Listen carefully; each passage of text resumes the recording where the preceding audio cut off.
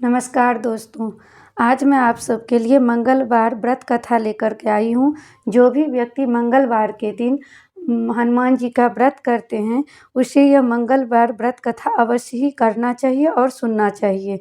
यह कथा इस प्रकार से है। व्यास जी ने कहा, एक बार नौमिषारण्य तीर्थ में 88,000 मुनि एकत्र होकर सूत जी से पूछने लगे, हे महामुने, आपने हमें अनेक पुराणों की कथाएं सुनाई हैं। अब कृपा करके हमें ऐसा व्रत और उसकी कथा बताइए जिसके करने से संतान की प्राप्ति हो तथा मनुष्यों के रोग, शोक, अग्नि, सर्प, दुख आदि का भय दूर हो। कलयुग में सभी जीवों की आयु बहुत कम है। इस पर यदि उन्हें रोग, चिंता के कष्ट लगे रहेंगे तो वे फिर श्री हरि के चरणों में अपना ध्यान कैसे लगा सकेंगे। श्री सुत जी ने कहा, हे मुनियों, आपने लोक कल्याण के लिए बहुत ही उत्तम बात पूछी है।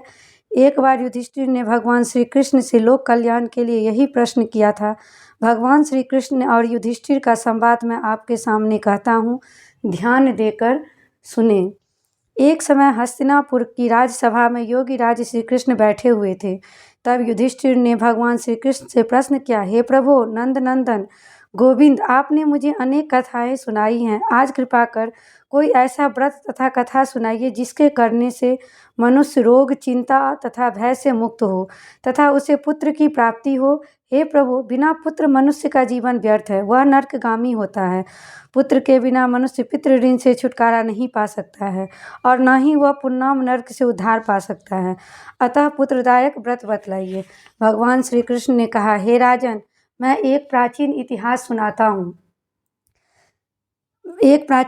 सुनाता हूँ। आप इसे ध्यानपूर्वक सुने। कुंडलपुर नामक एक नगर में नंदा नामक एक महान बुद्धिमान ब्राह्मण रहता था। उसका गुजारा जैसे तैसे चलता जाता था, परंतु वह बहुत दुखी रहता था क्योंकि उसके कोई संतान नहीं थे। उसकी पत्नी सुनंदा पतिव्रता थी। वह भक्तिपूर्वक हनुमान जी की आराधना करती थी।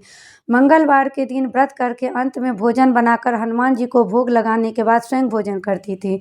एक मंगलवार को गृह कार्य की अधिकता के कारण वह हनुमान जी को भोग न लगा सकी। इस पर उसे बहुत दुख हुआ। उसने स्वयं ही भोजन नहीं किया। प्रण किया कि अब मैं अगले मंगलवार को हनुमान जी को भोग लगाकर ही अंजल ग्रहण करूंगी। ब्राह्मणी सुनंदा प्रतिदिन भोजन बनाती, श्रद्धापूर्वक पति को खिलाती, परंतु स्वयं भोजन नहीं करती और मन ही मन श्री हनुमान जी की आराधना करती।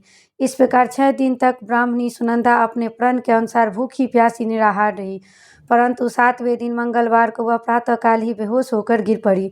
सुनंदा की इस असीम भक्ति से श्री हनुमान जी बहुत प्रसन्न हुए और उसके सम्मुख प्रकट होकर बोले, सुनंदा, मैं तेरी भक्ति से बहुत प्रसन्न हूँ, तू उठ और वर मांग। सुनंदा अपने आराध्य श्री हनुमान जी को अपने समक्ष पाकर आनंद से विहल हो उनके चरणों में गिर पड़ी और कहा, हे प्रभु, मेरे कोई संतान नहीं है, कृपा करके मुझे संतान प्रदान करे। श्री हनुमान जी ने कहा, तेरी इच्छा पूर्ण होगी।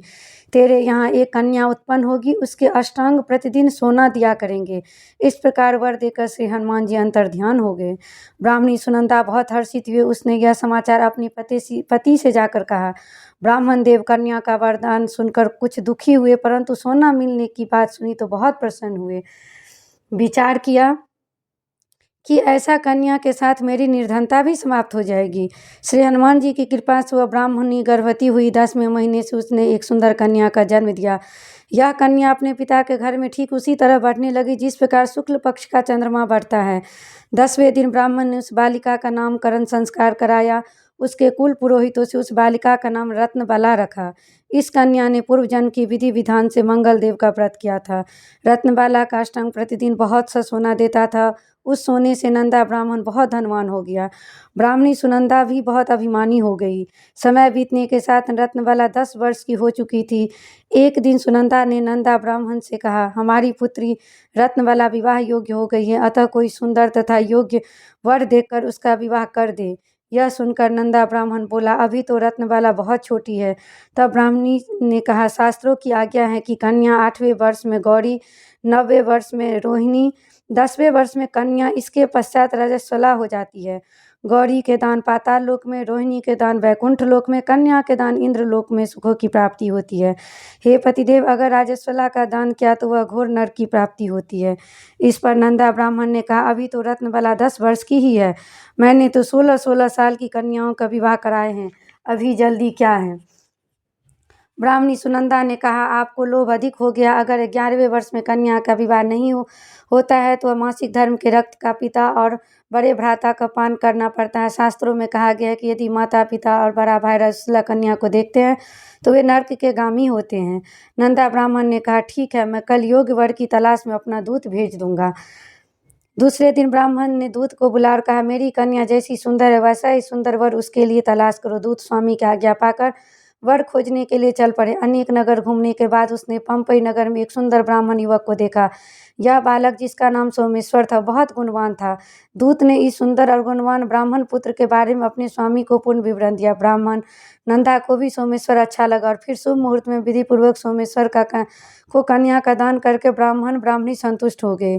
परंतु ब्राह्मण नंदा के मन में लोभ समाया हुआ था। उसने रत्नबला को कन्यादान तो कर दिया था, परंतु वह बहुत खीन था।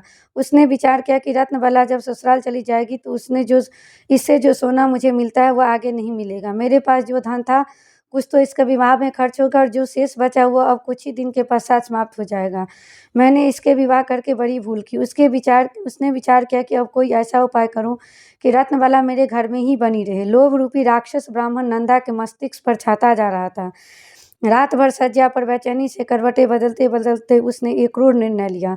उसने विचार किया कि जब रत्नबाला का पति सोमेश्वर उसे अपने घर वापस ले जा रहा था तो मार्ग में उसने वध करवा देगा और अपनी पुत्री को अपने घर वापस ले आएगा। इससे नियमित रूप से उसे सोना भी मिलता रहेगा और समाज का कोई मनुष्य उसे दोष भी नहीं दे सकेगा।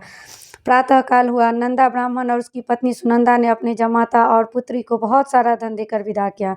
सोमेश्वर अपनी पत्नी रत्नबाला को लेकर अपने नगर की तरफ चल दिए। ब्राह्मणी नंदा महालोभ के वशीभूत हो पाप पुण्य का विचार भी भूल चुका था। अपने भयानक व क्रूर निर्णय को कार्य रूप देने के लिए उसने अपने दूत को मार्ग में अपने जमाई को वध करने के लिए पहले ही भेज दिया था। दूत मार्ग में चूक बैठकर सोमेश्वर उसके पीछे छिपे स्थान पर पहुंचा। ब्राह्मण के दूत ने स्वामी की आज्ञा का पालन सोमेश्वर का वध कर दिया।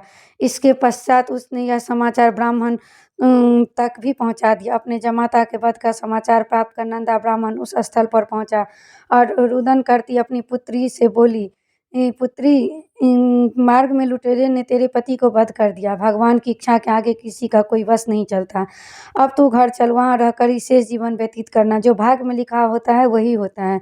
अपने पति के अकाल मृत्यु से रत्नबाला बहुत दुखी हुई। करुण क्रंदन व रुंदन करती हुई अपने पिता से बोली, हे पिताजी, इस संसार में जिस स्त्री का पति नहीं उसका जीना व्यर्थ है। मैं अपने पति के साथ ही अपनी शरीर को जला दूंगी और सती होकर अपने इस जन्म को माता पिता का नाम तथा सास ससुर के यश को सार्थक करूंगी। ब्राह्मण नंदा अपनी पुत्री रत्नबाला के वचनों को सुनकर अवाक रह गया और वह विचार करने लगा, मैंने व्यर्थ ही जमाता के वध का पाप अपने सिर ले लिया। रत्नबाला अपने पति के साथ अपने प्राण तक देने को तैयार हैं। मेरे तो दोनों तरफ से मरण हो गया। धन तो अब मिलेगा नहीं, जमाई वध के पाप के फलस्वरूप यम यातना भी भुगतनी पड़ेगी।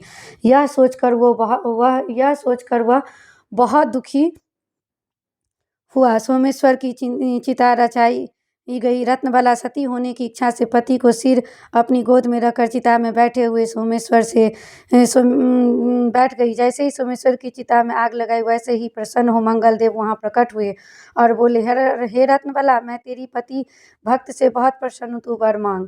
रत्नबाला ने अपने पति का जीवन दान मांगा। मंगल देव बोले, रत्नबाला, तेरा पति अजर अमर है, यह बड़ा विद्वान भी होगा। इसके अतिरिक्त तेरी जो इच्छा है वह वर मांग। रत्नबाला ने कहा, हे ग्रहों के स्वामी, यदि आप मुझ पर प्रसन्न हैं तो मुझे यह वरदान दीजिए कि जो भी मनुष्य मंगलवार के दिन प्रातःकाल लाल पुष्प लाल चंदन से पूजा करके आपका स्मरण करे उसे रोग व्याधि ना हो, स्वजनों का कभी वियोग ना हो, सर्प अग्नि और शत्रुओं का भय न रहे। जो स्त्री मंगलवार का व्रत करे वह कभी विधवा ना हो। मंगल देव तथास्तु, ऐसा ही हो कहकर अंतर ध्यान हो गए। मंगल देव की कृपा से सोमेश्वर जीवित हो उठा। रत्नबाला अपने पति को पुनः प्राप्त कर बहुत प्रसन्न हुई। सोमेश्वर अपने पत्नी को लेकर अपने नगर को चल गया। इसके बाद वे दोनों पति पत्नी मंगल देव का व्रत प्रत्येक मंगलवार को करने लगे और मंगल देव की कृपा से इस लोक को सुख ऐश्वर्य भोग कर अंत में स्वर्ग लोक को गए। इस तरीके से मंगलवार का व्रत कथा समाप्त होता है। जय हनुमान जी।